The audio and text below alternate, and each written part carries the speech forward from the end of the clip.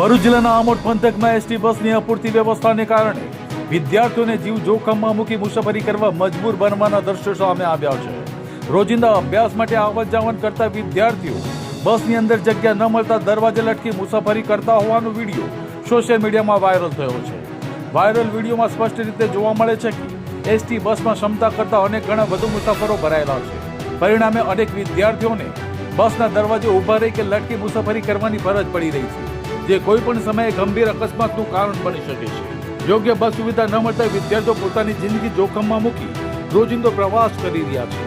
બસની અંદર પગ મૂકવાની પણ જગ્યા ન હોવાને કારણે વિદ્યાર્થીઓ માટે પરિસ્થિતિ વધુ ગંભીર બની છે.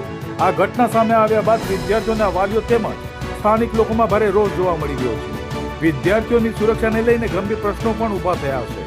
સ્થાનિકોએ એસટી તંત્ર પાસે તાત્કાલિક વધારાની બસો દોડાવવાની તેમજ વિદ્યાર્થીઓ માટે સુરક્ષિત અને પૂરતી પરિવહન વ્યવસ્થા સુનિશ્ચિત કરવાની માંગ ઉઠાવી છે.